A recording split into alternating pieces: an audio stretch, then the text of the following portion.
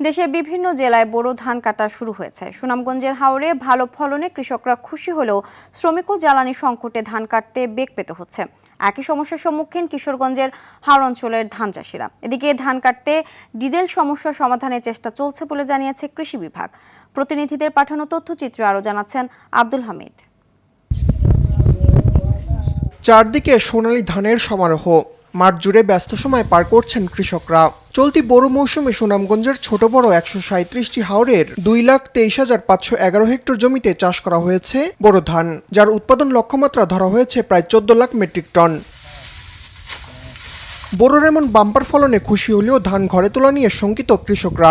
ধান কাটতে মিলছে না শ্রমিক, জ্বালানি সংকট আর জলাবদ্ধতায় ব্যবহার করা যাচ্ছে না হারভেস্টারও। আকাশের অবস্থা ভালো থাকে তো খাটা যাইব, ধানের ফলন সামনের দিকে আরো ভালো আছে। তেল কমায় দিয়ে আধা দিন চলে, সারাদিন খাটতে হয় না তেলের অভাবে।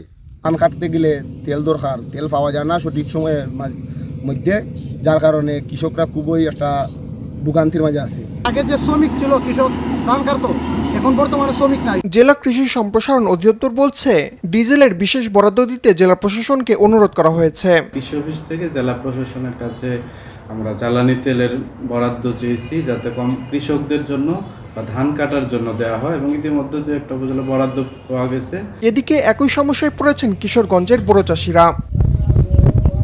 ধান কাটায় তেল সংকট আর ন্যায্য দাম না মেলায় চিন্তিত অনেক চাষি। তেলই যদি না পাওয়া যায় তাহলে কৃষক চলবে কি করে? ধানের দাম কম, ধানের দাম যদি সরকারে একটু ভালো দেয় তাহলে আমাদের কৃষকের জীবনটা একটু রক্ষা হয় এবং বাঁচে। কৃষকদের জ্বালানি তেল সরবরাহে সর্বোচ্চ চেষ্টা চলছে বলে জানিয়েছে কৃষি বিভাগ। কিছু ব্যবসায়ীকে নির্বাচন করে উপজেলা প্রশাসনের মাধ্যমে ডিজেলগুলো অন্যান্য জায়গা থেকে এনে তাদের মাধ্যমে বিক্রি করানোর প্রস্তুতি নিচ্ছি বা চেষ্টা করছি। এবছর কিশোরগঞ্জে 1,68,262 হেক্টর জমিতে বোরো ধানের আবাদ হয়েছে। আব্দুল হামিদ, RTV।